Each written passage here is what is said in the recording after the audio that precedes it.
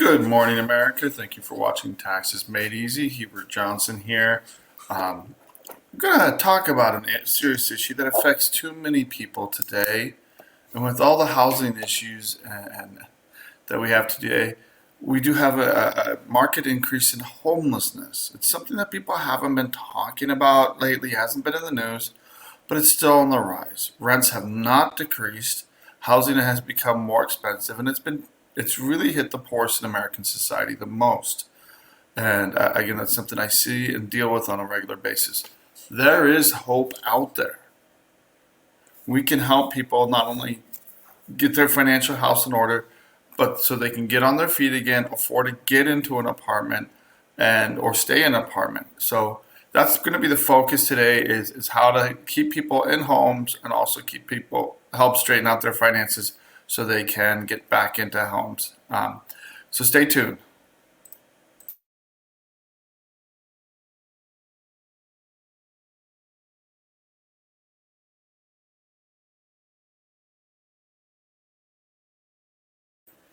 Welcome back, everybody, here at Taxes Made Easy. So thank you for watching live or on rebroadcast. And got a lot to cover in the news, but want to also get to our main topics today. So some big thing in the news that I haven't really been touching on, it's been floating around in the news for a while, is the Boeing disasters. And when I say disasters, it's pretty much a disaster at this point. So let me go ahead. I'm going to go share this article. This is from the New York Post. And again, the main topic here is we have more Boeing whistleblowers going public over the plane safety, saying it's like a ticking time bomb. So this one's a little more interesting because it gets more into the details. There's been a lot of bad news about Boeing lately. And apparently it's just a giant mess over there, which is scary because these are planes flying in the air.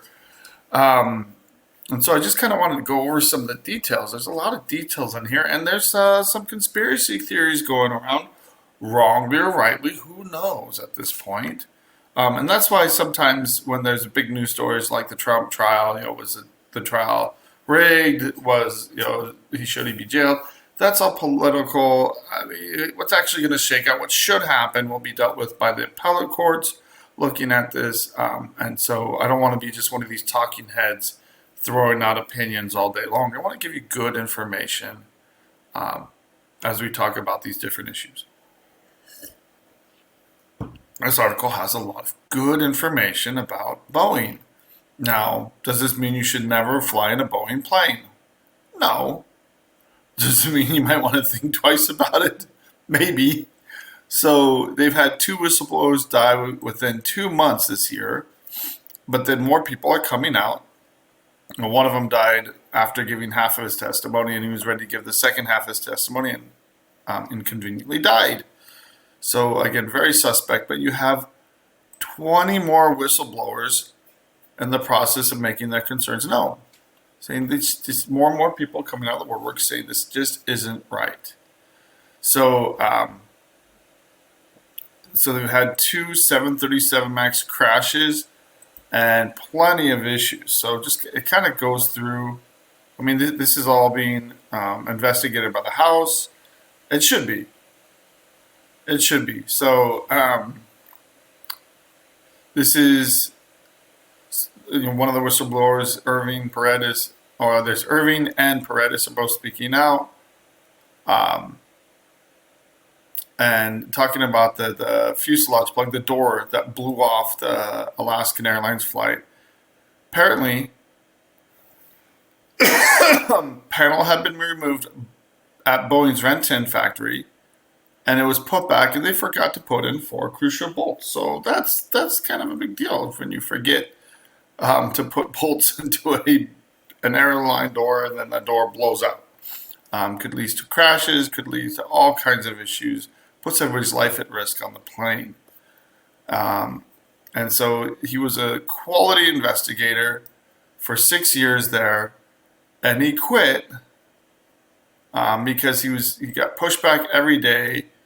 I mean, he's pretty much the last line of inspections before these planes are going out, and he was finding all kinds of issues.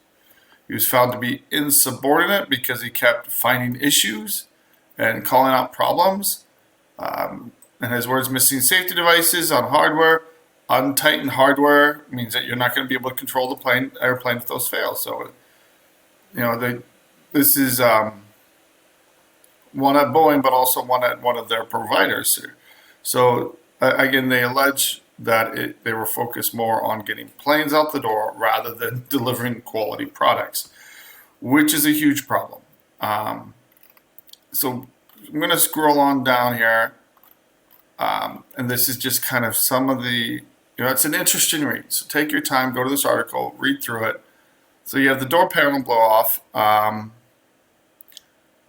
then you have, they're saying it can happen. And there was an emergency landing in Japan after there was a crack in the the cockpit window. Another Boeing 757 lost its front tire as it was getting ready to depart. So that's a little scary. There's another one that there were pieces of tape on the outside of the Boeing 787. So using tape to hold the plane together or to cover up things. Another one suffered a mid-air fuel leak, March 11th. I mean, these are all recent. It's just something for concern. And I think it is something for concern for the public to have a major company like this delivering products that are being used out there. And planes are still safer by far than most other forms of transportation. But we want to make sure they stay safe. And I think this is something that we need to get answers. We need to find out what's going on. And again, while I don't want Boeing to crash and fail, it seems like it's almost determined to do just that, focusing on delivering products rather than safety first. So changing gears a little bit. So Rubios, it's a kind of a fast food Mexican restaurant. But it's not your typical fast food. It's more of like a Chili's or an Applebee's. So they closed down Rubio's Coastal Grill, shut down 48 California locations. So to put that in perspective, because what does 48 mean? They're keeping 86 stores throughout California, Arizona, and Nevada. So that's over 1/3 of all their stores. And all of them are in California locations. So why are they shutting down 48 California locations? $20 an hour fast food minimum wage was just went in effect in April. A lot of businesses are saying, look, we can't do it. And that's just one increased cost of doing business in California. The thing is, a lot of these things don't stay in California. One, it hurts Californians, but it goes to other areas of the nation as well. So people are losing their jobs. They're estimating that just in April, 99,500 jobs were lost because of the increase in the $20 in the minimum wage to $20 per hour. And it's not just affecting fast food because it's such a huge part of the minimum wage job sector. People applying for minimum wage jobs. Other businesses are being forced to raise wages, and I've seen this, to compete for the same pool of minimum wage workers. We hire as well here at Guardian Tax Law, and we're seeing this. I have someone that we're considering hiring from California, and they want over that. And in this case, we're probably going to pay it because the employees, it's very possible that if they do come on, that there will be more than worth it. But for your average person, your average business, a lot of these new employees just aren't worth it. So, so the state's role. So this is from the National Federation of Independent Independent Businesses. This is the problem here. The state role, California government, is the real reason, he's claiming it's the real reason that underperforming fast food franchises are being closed. It's not just, you have the minimum wage laws, which again, it's we're doing this by, we're just going to target fast food, we're just going to target this, but it affects other people. When they mandate this, you can't hire with any certainty that your sales will match expenses. So the only way to do this is increase wages, or no, increase prices, which leave businesses wondering, are people going to still come and eat there? As prices go higher and higher, people have been staying away from eating out or eating out or fast food. So they have paid leave proposals here, making it harder to keep people there. And then you have unemployment insurance taxes in California, which have gone through the roof. And they're seeing more and more businesses just closing down, throwing in the towel, which is not good because then there's no jobs. California has the nation's highest unemployment rate at 5.3%. That's the official rate. So it's not good overall for the workers. I mean, they're losing jobs. There's some people getting more money, but a lot more people losing their jobs, businesses closing, and it's a sad thing to see. So, real quick, this is more of instead of a local issue, we're going global here. And this is an article from the Epoch Times called Managing the China Risk. And so I'm going to go through this article fairly quickly. I've mentioned this, I've talked about this. China is not our friend. Anybody that says China is our friend, they're not very well informed. And the problem is China, communist China, it's the CCCP, the Communist Party running China, is actively working to undermine the United States in many, many ways. They have most favored nation status, which makes no sense to me. They're one of our biggest trade partners, but everything that we do, they make sure that they are undercutting our economy, that they are dominating key markets such as rare earth metals. And so he really kind of goes through this and tries to break it down and simplify it. First, is there a national security risk? And it's harder to say, does China have the ability to invade the United States and conquer it? No. It doesn't have the Navy. It doesn't have the Air Force. It is building those forces, but they are more focused on threatening threatening our economy, threatening the dominance of the dollar throughout the world, and also attacking our allies throughout the world. So Taiwan, Japan, the Philippines, again, especially in the Pacific, but also throughout Africa. So China's reach and support of the worst actors in the world has been mind-numbing. So wherever there's human rights abuses, China's probably involved. Wherever North Korea, Venezuela, Iran, Russia, whenever we have someone that's willing to invade another country to oppress their people, China's usually supporting them. And throughout Africa as well. So China really has become this octopus. I'm out of time, so we're going to continue this after the break.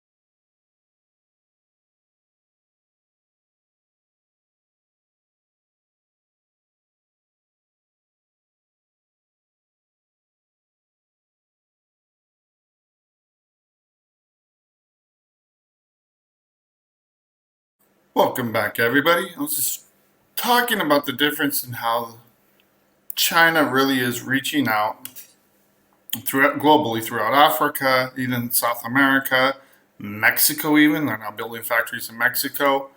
And what are they doing with all these factories? They are flooding markets, crashing local industries, especially they're targeting the EV industry here in the United States, which ironically President Biden is trying to really pour money into and get off the ground. In China, who we're buying a lot of solar, wind technology, and electric vehicle technology or products from China, and they're using that to undercut us and undercut our domestic producers here. And we're going to get to that in the next article. Fundamental problem is China not only has poured enormous resources into dominating key sectors, they have a plan. Their communist government has planned this out. They know what they're doing. None of this is by accident. China did not accidentally buy up 90% of global capacity of rare metals and other key sectors, products. So they've gone out of their way to make sure that they're doing this. And who's responding? Really, the United States doesn't have, and this is what they talk about. We've attacked and responded in certain instances, such as Hawaii or TikTok, and TikTok has not been banned or hasn't forced the CCP to divest from it. But we do it in a patchwork manner. Oh, well, here's a threat. Here's an obvious threat. We'll deal with this here. But we're not addressing the overall strategy. They're buying up farmland. There's so many things that they're doing.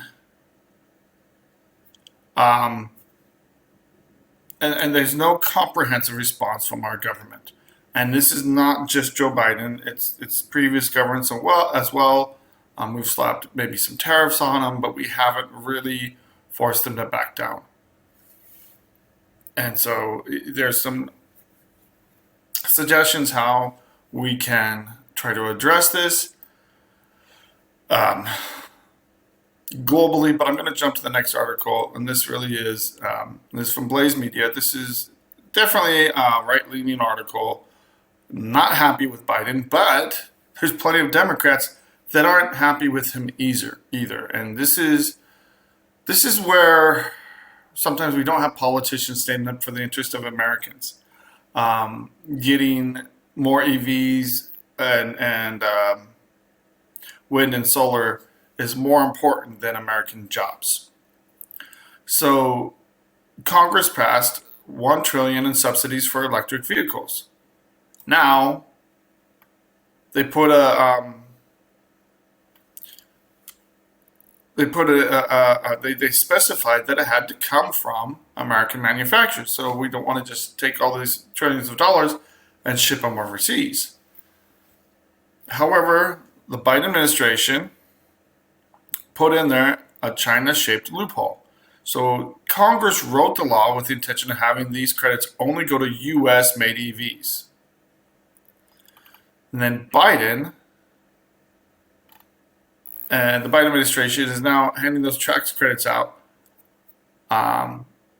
Even though most of this comes directly from China, they're avoiding this, saying, okay, and they got rid of this, if you lease an EV, there are virtually no restrictions on what parts. And if you purchase it, a lot more of our government subsidies are going directly to Chinese companies that are often controlled and owed by the Chinese Communist Party. So we're taking tax dollars and directly funding and supporting the Communist China's Party. And one of the big issues here is that leases with EVs have jumped from 10% to 30% as people are taking advantage of this, the decrease in prices when you're leasing. And I don't think we're allowing Chinese EVs in the United States, but they're flooding foreign markets.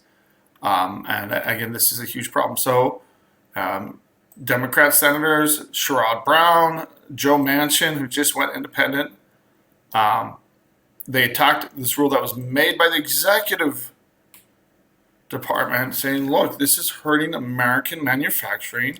This is not what the original law intended, but then through executive action, they tweaked it. And unless Congress comes out and speaks and clarifies it and says, no, this isn't what we want. I mean, right now we have a divided Congress, which means Congress speaking doesn't mean a whole lot unless they can override a presidential veto or they can pass a law, make it clear. So nobody's holding the president accountable, but the president can't get his agenda through. So this is more of a lame duck situation where you have the Senate controlled by the Democrats, the Republicans controlled by the House.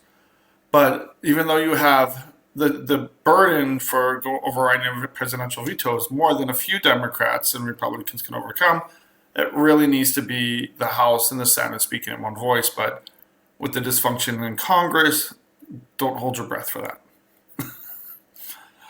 So it gets more into the details of this. That again, it's costing American households $7,500 for each household, and it's just adding to the inflation fire. With the attempts to block production and sale of technologies such as gas-powered cars, natural gas stoves, and many other appliances. So it goes into more of how this is affecting Americans, but I really did want to focus on the larger effect with China. So this one, again, interesting article. I talked about how on the last day, on June 1st, it was supposed to go up to $25 an hour for healthcare worker minimum wage. They kicked the can down the road by 1 month. Don't be surprised if 1 month down the road, California kicks the can further down the road and says, we can't afford it. It's going to break our budget. But yesterday, I was sharing articles about how hospitals are closing.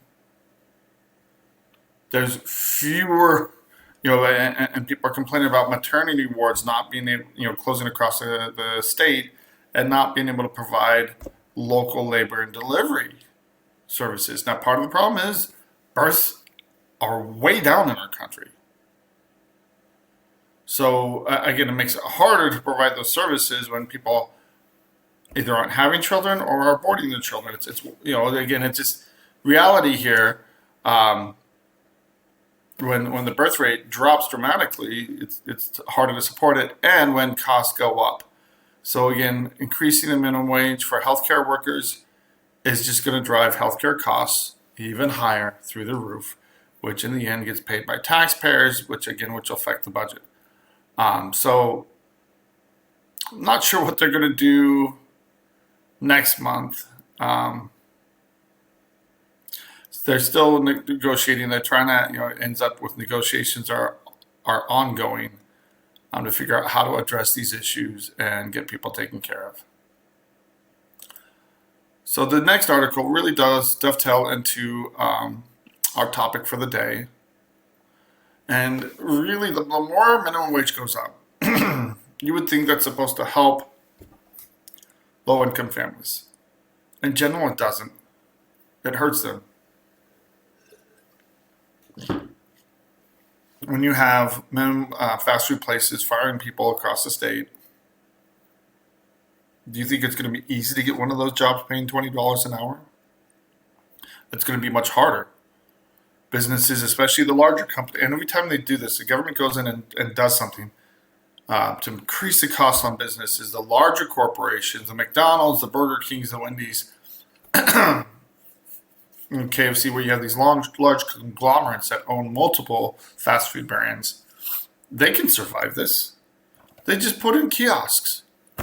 They just reduce how many employees they have, and that's one of their goals is to become more efficient. Give it 10 years, and we'll probably just have everything automated. One manager running the store and one or two people there running the store, and then everything else will just be automated. That's where we're going. So we're going to have a lot of jobs, and we're going that direction. They're pushing it that direction to just automate people out of jobs. So that just fuels the homeless situation. And so Dakota County in Minnesota is taking some interesting approaches here to try to address this. So they have a sales tax bump. They increase their sales tax by 1%.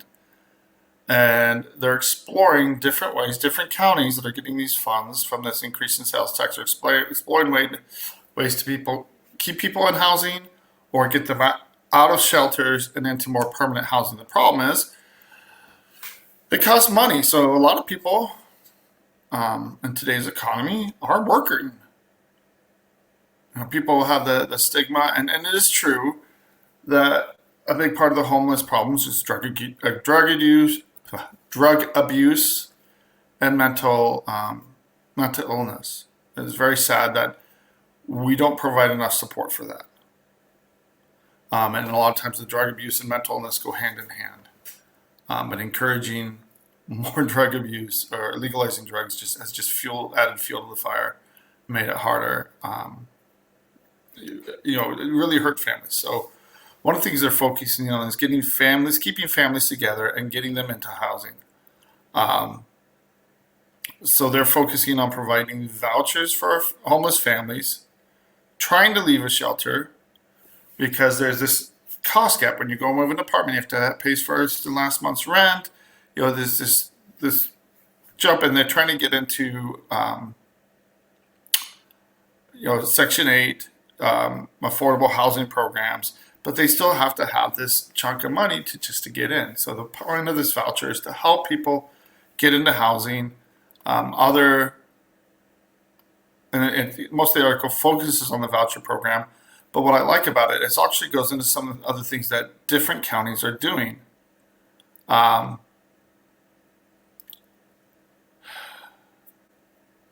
talks about it's the only this in Dakota Woodlands they only have one homeless shelter, accommodates 22 families.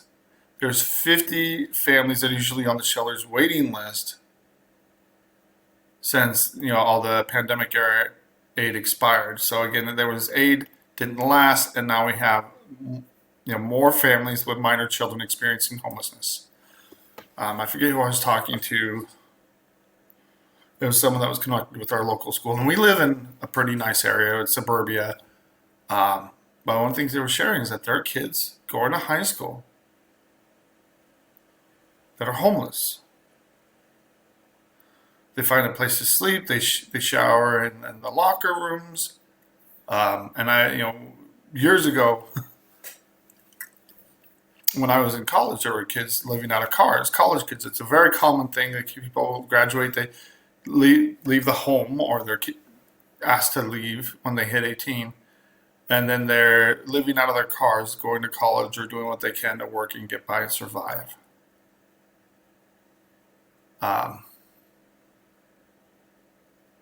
Hits home. I personally haven't dealt with it, but I've helped many people, which is why when I ran into this article, I said, look, I need to talk about this.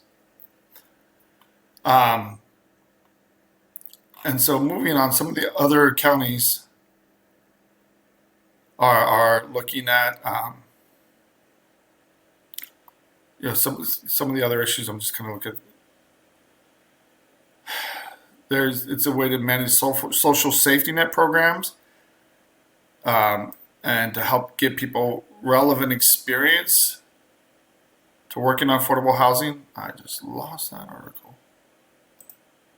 Sorry, it just jumped on me. But they're focusing on different programs and different ways. So the counties are experimenting on how to keep people in homes, building more housing, because again, if you just throw money at a situation, oftentimes you're just adding to the overall cost. Rents just go up. Rental housing for single adults that often end up homeless.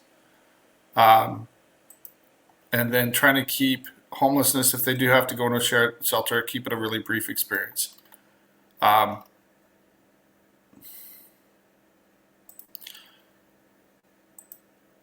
Home insecurity and homelessness is a huge problem in America today. And it hasn't been talked about lately in the news. Anybody here think that homelessness has gone down? It hasn't. It's just like our veterans crisis. It's always there. It's always pervasive. It's gotten worse, and people just stop talking about it. If you go to California, it's all over the place. But even here locally, I live in Tucson, Arizona, and you go downtown, it's all over the place there in parks. I'm not saying that I'm not hating on the homeless. I'm saying it affects all kinds of people, and there are families stuck in this situation as well. So in my local church, I've talked to our local bishop and even the stake president. So kind of like the pastor.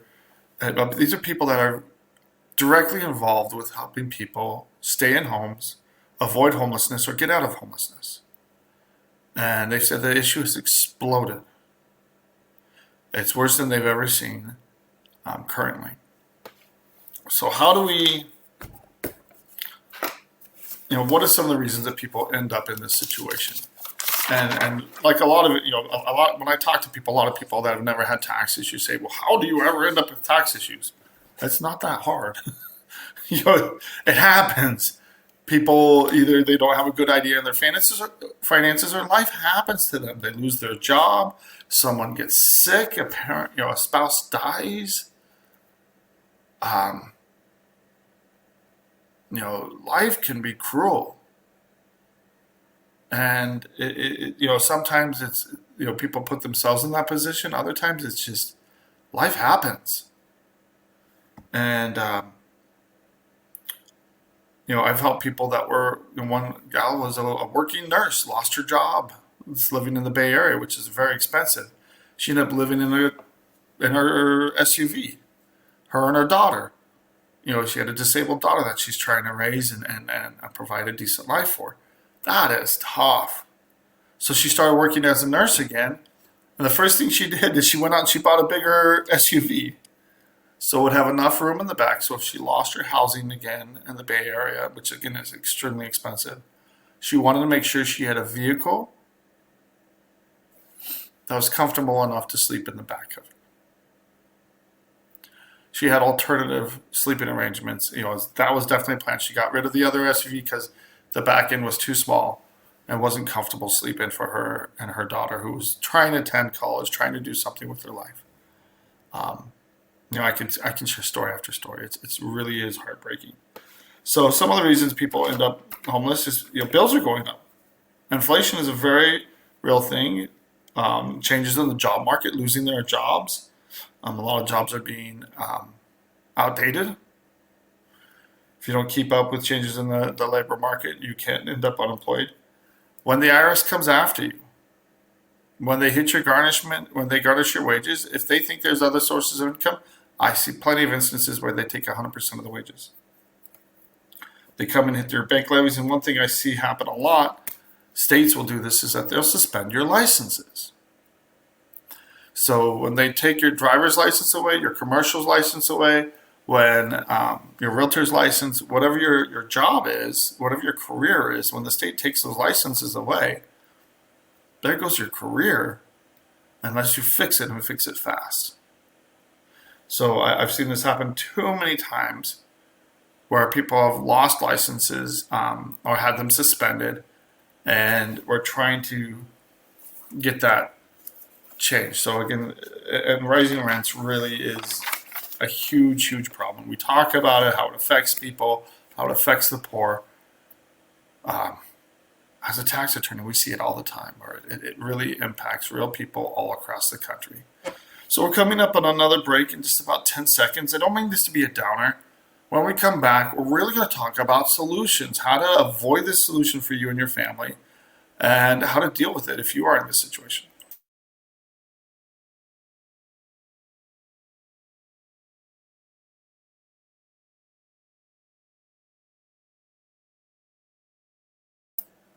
Welcome back, everybody, and thank you for watching live or on rebroadcast here at Guardian Tax Law. Want to kind of dive into some of the solutions. First of all, a lot of people wait on dealing with taxes. Don't do that. The longer you wait, The more expensive it gets, the harder the problem gets.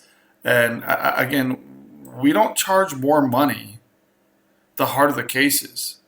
It's usually we go in, we resolve the case, so there's no reason to make it harder for yourself by waiting. The longer you wait, usually the nastier it gets, or we can inform people of how to best deal with this and give them peace of mind. People lose sleep over this, people go through depression over this. People, deal with all kinds of mental anxiety over tax debt issues. So, number one suggestion: avoid taxes. Avoid owing taxes to start. So, talk to your CPA. If you have questions on how to do things right, give us a call. Pay your estimated tax payments. Get ahead of this. Have a plan, and we will sit down and talk to you about how to address this without charging you a dime. We'll send you to great CPAs across the country, give you good information on how to dig out of this hole. I talked to someone, he'd been dealing with tax issues for years, and now he's not making enough money as a realtor because realtor's suffering, and now's the time to go and make it a deal and get him a great offer and compromise. But the longer you wait, usually the harder it gets. Get your financial house in order. Budget. I know the big budget word is like a boogeyman. It is absolutely key for long-term financial success. Know where your money is going and have a plan. It's just like China has a plan for dominating markets and threatening the United States economy. We don't have a plan in response. This is America. We don't have a plan. It's just, and too often we do that in our personal lives. We don't have a plan. The people that have plans are the ones that long-term, again, most millionaires come from average Americans, just saving and doing things right long-term. And if you understand how to do that right, and you're prepared, you can get through most issues just fine. It's the people that life happens to them, something happens, or they don't have their financial house in order. And number 3, get help sooner rather than later. You don't have to wait, and I don't recommend that you wait. If you are dealing with state issues, they last for 20 years. IRS issues last for 10 years, but that's from when you filed your tax return. We got surprised the other day by a case where someone had filed a tax return 13 years late. Call and get expert help before you shoot yourself in the foot. We're very thorough. We do a 20-year tax power of attorney, so that way we get a very broad range. I mean, it's broader than most power of attorneys I've ever seen. And I get questions from the IRS regularly about, why so long? Why do you guys go so far back? It's like, so we don't get surprised. And we were surprised the other day, something went back 25 years. I mean, you can only do so much. Life, we get surprised, but she still had a tax debt from 25 years ago because she got bad advice. If you have tax issues, tax questions, call 520-485-7371. Talk to another tax professional, but get good advice. Call around, get informed, and it can save you so much headache. It can save you tens of thousands of dollars just by giving good advice. Now, one thing I hear about all the time is people that are struggling financially. It is hard to deal with taxes when you can't put food on the table. You're in survival mode. It's hard to pay the rent when you're in that survival mode. And, it's just a very serious thing affecting too many people, too many families today. And it's easy to ignore IRS and state taxes. Too often, it's the government and these tax debts that you owe that is keeping you down. It's keeping individuals in this situation where they can't survive, they can't get their head above water. Ironically, that can be the best time to take care of these tax debts. If you've been unemployed for more than a year, if you're homeless, we can usually get them off your back very quickly as long as you get us the information we need and get you in a situation where we can get licenses back. We can get passport suspensions removed. We can get a lot of things put back in place where the IRS isn't going to garnish your check every time you get a new job. I can't tell you how many people I've talked to that don't even have a bank account because the moment they open a new bank account, they come in and swoop it and take all their money. And they're so afraid of opening a bank account. How do you survive and thrive? They have to use these check cashing places. They have to use these title loan companies that are abusive. And again, there's no reason for it. Come deal with your IRS issues so you can live a normal life. So you can get on your feet. And if you, that's frequently the best time to go apply for a hardship status. Most states have a hardship status, not all, or do an offer and compromise. So again, I've done offer and compromises across the country with different states, and especially the IRS with people that are unemployed. If you've been unemployed for more than a year, it's a perfect time to go in, wipe it all out, give you a clean slate, and then you can move forward and breathe easy without dealing with the IRS. Sometimes bankruptcy is the best option. If you have a lot of other debt piled on top of you, and people think bankruptcy is really expensive. Average cost for bankruptcy ranges from around $1,200 to $2,000. And sometimes that's the best thing for you to clear these issues off your plate and move on with your life. So again, if that's the best solution for someone, we'll refer you out to a bankruptcy attorney. Again, even if it's not the best fit for us, even if we don't make any money off of it, you want to talk to someone that's going to do right by you and do right by the taxpayer. So again, it can be the best time to do an offer and compromise. It can be the best time to go and use your assets wisely to help you. One thing, and this is, I talk to people all the time, be careful what you're doing with your money. Paying off credit card debts, even though those are some of the biggest nasty things over your head. Paying off personal loans to friends and family. When you do get some money, don't do that. Deal with your taxes first. It can cause a lot of problems if when you do get money, you pay it off. You pay off the people you know and that you're friends with. If it's unsecured debt and you pay it off before your taxes, it can create a lot of problems. It can prevent you from filing an offer and compromise successfully. And I've had people that were struggling, absolutely should have qualified, but then they took 10, 20 grand when they got a chunk of money, paid off their credit cards rather than dealing with the IRS head on. There is help out there. So we do a free consultation.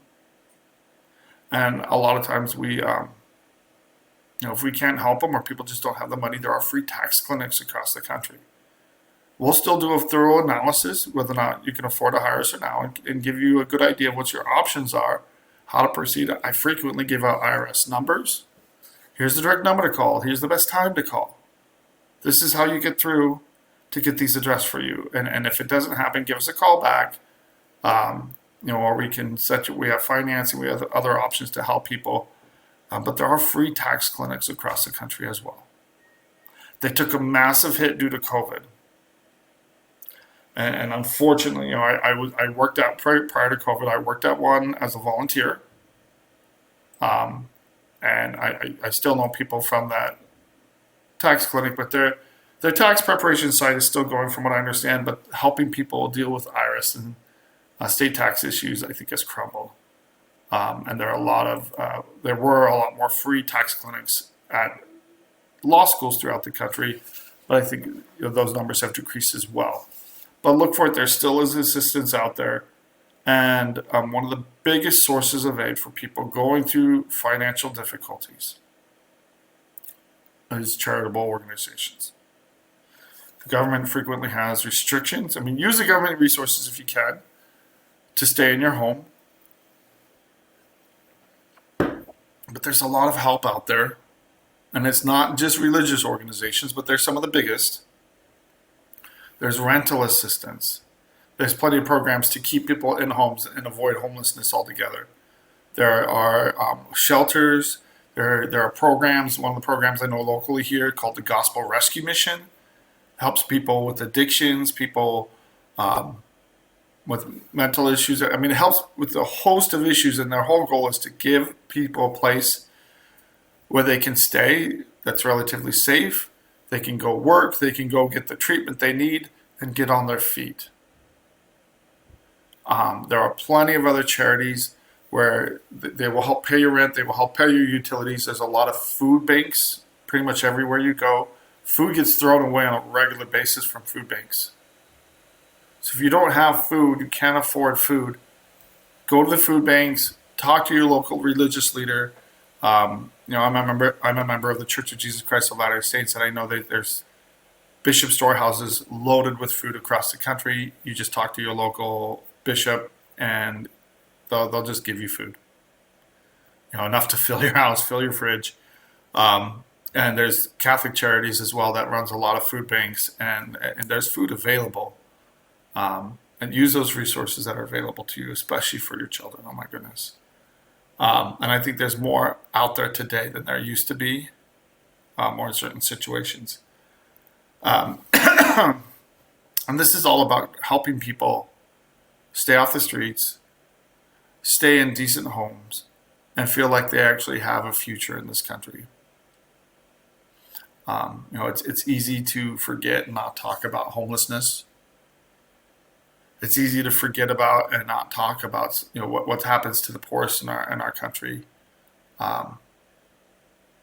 But again, here at Guardian Tax Law, and I'm not trying to pitch myself. This is very real to me. It gives us a lot of pleasure and satisfaction that we do help people. We help people get the hours off their back so they can get in a situation where they can breathe easier, where they can survive, release that stress, and where they can see a light at the end of the tunnel. And that's through giving them good tax advice, currently connecting them with excellent CPAs, bookkeepers, helping them plan for their financial future so that again, the hope is down the road, they're financially secure and they don't ever need to come back to us. That's our goal. That's our hope. If they do, we'll help them again. But we joke around that if we do our job right, we don't get repeat business. And again, that really truly is our goal, to help people improve their financial situation. And we help people at all. We deal with $1 million cases, but we also help people that are on the streets and just trying to get back on their feet again. So if you have those questions, if you know someone that's struggling, even if they don't have money, feel free to give us a call, 520-485-7371, or reach out to us through our website at guardiantaxlaw.com. All these videos are getting posted on our YouTube channel. And if you know someone that's struggling and you don't think they can afford anybody, maybe they can't, but maybe we can give you some free advice, or give them some free advice that will put them on a path that they can get out of this hole and actually feel good about themselves and about their financial future. It can make all the difference in people's lives. And again, you don't know who's struggling or how bad they're struggling. And when people open up about these financial struggles that are really causing mental havoc in their lives. When I first started as an attorney, I was working as a prosecutor, and the bailiff would always call me counselor.